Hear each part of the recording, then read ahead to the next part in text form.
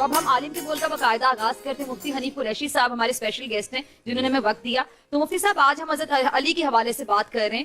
تو سب سے پہلے میں چاہتی ہوں کہ ان کی ولادت کا جو انوکھا واقعہ, اگر میں کہوں تو غلط نہیں ہوگا, اگری کریں گے, اس واقعے کے بارے میں تمام ناظرین کو آگاہ کیجیے گا جن کے لیے نئی انفارمیشن ہے, کیونکہ ینگسٹرز اتنا پڑھتے نہیں ہیں, ان کے لیے تو نئی ہے. لیکن اسامہ بھائی بڑی پیاری بات کہہ رہے تھے کہ یہ ایسی باتیں ہیں کہ جنہوں نے بار بار بھی سنی ہے نا, پھر بار بار سننے کا دل چاہتا ہے. بسم اللہ والصلاۃ والسلام علی رسول اللہ. حضرت یعصوب المومنین والمسلمین, تاجدار حل عطا, شیر خدا, حیدر کرار, غیر فرار, اخی مصطفیٰ, داماد پیغمبر, زوج بطول, سبحان اللہ. حضرت ابو الائمۃ الطاہرین, مولا علی پاک مشکل کشا کرم اللہ تعالی وجہ الکریم کا یوم شہادت ہے. کون علی جن کی ولادت کعبۃ اللہ میں ہوئی. امام حاکم بہت بڑے محدث ہیں, اور محدثین میں جس طرح حافظ ایک رتبہ اور درجہ ہوتا ہے, اس طرح حاکم ایک رتبہ اور درجہ ہے. اور پوری تاریخ اسلامی میں صرف ایک ہی حاکم گزرے ہیں. وہ امام حاکم اپنی کتاب المستدرک کے اندر لکھتے ہیں کہ اس بات پر تواتر اخبار ہے کہ حضرت علی المرتضیٰ کی ولادت باسعادت کعبۃ اللہ کے اندر ہوئی تھی. آپ کی 3 دن تک آنکھیں نہیں کھلیں. آپ کی والدہ ماجدہ کو حضرت سیدہ فاطمہ بنت اسد, جو رسول اللہ کی چچی بھی ہیں, اور حضور نے ان کو اپنی ماں بھی کہا ہے, سبحان اللہ. اور ان کے وقت وصال ان کے لیے خصوصی کرم نوازی فرماتے ان کی قبر مبارک کے اندر حضور لیٹ گئے تھے. حضرت ابو طالب کی یہ زوجہ ہیں, حضرات حسنین کریمین کی دادی ہیں. تو آپ کو کچھ خواتین نے اس بات کی طرف متوجہ کیا کہ شاید آپ کے بچے کی آنکھیں نہیں کھل رہی, اور 3 دنوں تک گھٹی بھی ہو, انہوں نے کچھ بھی نہیں لیا. تو کہا شاید یہ اندھا ہے اور شاید یہ گونگا ہے. انہوں نے اپنے تجربے کی بنا پر کہا ہوگا. تو آپ پریشان ہو گئیں, کیونکہ چاند سا ٹکڑا ہے اور اس کے اوپر یہ داغ لگ جائے کہ یہ اندھا بھی ہے اور گونگا بھی ہے. تو ماں ماں ہوتی ہے. میرے آقا سید کونین تشریف لائے تو ان سے آپ نے شکایت کی کہ اے پیارے محمد, خواتین یہ کہتی ہیں. تو میرے حضور مسکرائے, آپ نے مولا علی کو اپنی گود میں اٹھایا. جیسے ہی رخ مرتضیٰ رخ مصطفیٰ کے سامنے آیا, مولا علی نے جھٹ سے آنکھیں کھولیں اور چہرہ مصطفیٰ کی زیارت کرنا شروع کیا. حضور نے اپنا لعاب دہن ان کو بطور گھٹی عطا فرمایا. پھر یہ علی پاک ہیں, 1 سال کی عمر میں حضور نے ان کے والد حضرت ابو طالب سے ان کو لے لیا کہ یہ مجھے دے دیں. اللہ.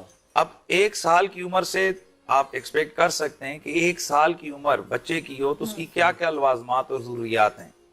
اب ذرا سوچا جائے کہ علی کون ہے کہ جو 1 سال کی عمر سے آگے آپ کھا حضور کے ہاتھوں سے رہیں, پی حضور کے ہاتھوں سے رہیں, انگلی پکڑ کے چلانا حضور نے سکھایا, پھر بولنا حضور نے سکھایا, پھر یہ ساری کی ساری تربیت اللہ کے رسول کی ہوئی. اور پھر 6 یا 7 خلاف نہیں ہے اہل سنت و جماعت کے یہاں کہ تمام اصحاب پیغمبر میں جس ہستی کی شان میں سب سے زیادہ احادیث وارد ہوئی ہیں اس کا نام علی بن ابی طالب. اور یہ میری بات نہیں ہے, امام احمد بن حنبل رضی اللہ تعالیٰ عنہ نے اس کو لکھا ہے. آپ فرماتے ہیں کہ سب سے زیادہ اگر کسی بندے کی شان میں حدیثیں آئی ہیں تو حضرت علی. اور میں تھوڑا یہ بھی عرض کر دوں کہ حضرت علی کی شان میں 5000 سے زیادہ حدیثیں ہیں. یہ تو ہماری بدقسمتی سمجھ لیں, سستی اور کمزوری سمجھ لیں کہ نہ تو ہم نے ان ماخذ تک یا ان روایات تک پہنچنے کی کوشش کی, بس 3-4 روایتیں رٹی رٹائی ہیں, وہی سنائے جا رہے ہیں, اور لوگوں کو اس لیے سمجھ آ رہے بس اتنا سالی ہے.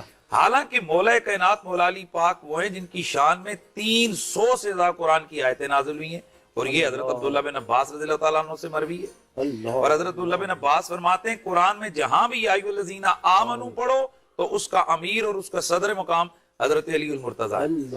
اب حضرت علی المرتضیٰ کو اتنے فضائل اور کمالات وہ تو اب چھوڑیں, وہ تو کسی کے بس میں نہیں کہ وہ مولا علی کی فضائل اور کمالات کا احاطہ کر سکے. جو خصائص علی ہیں, خصائص وہ چیز ہوتی ہے جو ایک میں دوسرے میں نہیں ہے. کیا بات. امت کا سب سے بڑا عالم علی ہے, عالم الناس ان کا لقب ہے. تمام امت میں سب سے زیادہ علم والے اقصائے امت علی ہیں, سب سے بڑا قاضی اور فیصلہ کرنے والا علی. اللہ حکیم الامت علی ہیں. حضور نے فرمایا حکمت دنیا میں 10 حصے آئی، 9 حصے اکیلے علی کو عطا کی. اللہ اللہ اور پھر وہ ہستی کہ جسے حضور نے اپنا اخی اور اپنا بھائی فرمایا، یا علی انت اخی فی الدنیا والآخرہ. نبی کے کندھوں پہ سواری کر کے، نبی کے کندھوں پہ چڑھ کے کعبے کے بت توڑے.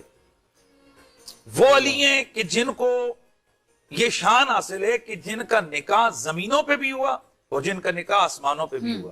اور یہ واحد مولا علی ہیں کہ میرے نبی پاک صلی اللہ علیہ وسلم کے پاس حضرت جبریل علیہ السلام عرض کی، یا رسول اللہ، اللہ تعالیٰ پیغام دیتے ہیں کہ آسمانوں پر ہم نے علی اور زہرا کا نکاح کر دیے، اب آپ زمین پر تقریب نکاح فرما دیجیے. سبحان اللہ اب حضرت علی المرتضیٰ کرم اللہ تعالیٰ وجہ الکریم، آپ کی مدد و شان میں آپ کی یہی شان آپ دیکھ لیجئے. آپ کے 2 شہزادے رسول اللہ کے نواسے، پھر آپ کے بھائی حضرت جعفر طیار، آپ کے بابا حضرت ابو طالب، آپ کی والدہ حضرت فاطمہ بنت اسد، آپ کے بھائی حضرت جعفر طیار وہ ہیں کہ جو جنت میں اللہ تعالیٰ نے ان کو کٹے ہوئے بازوؤں کے بدلے پر عطا کیے. اللہ. اور حضور نے فرمایا کہ میں جعفر کو دیکھ رہا ہوں، رہے تو جعفر یطیر فی الجنت مع جناح، جنت میں فرشتوں کے ساتھ اڑتا پھر رہی جعفر. اور پھر حضرت علی المرتضیٰ کرم اللہ تعالیٰ وجہ الکریم، آپ کی حکمت، آپ کی دانائی، آپ کی شجاعت کو آپ نے بات کر دی. جی جی یہ تو بچے کو پتہ ہے ہاں جی. کہ علی جیسا کون ہے. فاتح خیبر علی ہے، مشکل کشا علی ہے، حیدر کرار علی ہے، غیر فرار علی ہے. اور پھر وہ علی ہیں کہ جن کی محبت کو رسول اللہ نے انہیں ایمان قرار دیا اور جن کے بغض کو انہیں نفاق قرار دیا. جن کی محبت حلالی ہونے کی پہچان ہے اور جن کا بغض اپنے نسب کے اندر شک کی وجہ ہے. میں وہ لفظ تھوڑا وہ کر رہا ہوں، وگرنہ خیر اس میں شرم کی بات نہیں ہے. جب حدیث رسول میں ایک چیز آ جائے تو، لیکن عام طور پر لوگ اس کو سمجھتے ہیں کہ جی میڈیا پہ یہ کیا بول دیا، ورنہ یہ بڑی واضح بات ہے. اللہ کے نبی کے صحابہ فرماتے ہیں کننا نبود اولادنا بحب علی ابن ابی طالب. حضرت عبادہ بن صامت رضی اللہ تعالیٰ عنہ فرماتے ہیں، اور یہ بات کئی ابن تاریخ ابن اساکر کے اندر امام ابن اساکر نے، اس کے علاوہ سوائق المورکہ میں اور دیگر اور حدیث کی دیگر کتابوں میں ہے کہ فرمایا کہ ہم کسی کے نسب کی حلت اور حرمت کو جو پہچانتے تھے نا، وہ علی کی محبت سے پہچانتے تھے. اور اللہ کے رسول فرماتے ہیں یا علی لا، اور پھر حضرت علی نے قسم اٹھا کے خود اس حدیث کو روایت فرمایا کہ میرے حبیب نے مجھے فرمایا تھا والذی نفسی بیدی، مجھے اس ذات کی عزت کی قسم کہ جس کے قبضے میں میری جان ہے، میرے حبیب نے مجھے یہ فرمایا تھا یا علی لا یحبک الا مؤمن ولا یبغضک الا منافق. علی، مومن کے سوا کوئی تجھ سے پیار نہیں کر سکتا اور منافق کے سوا کوئی تجھ سے بغض نہیں رکھ سکتا.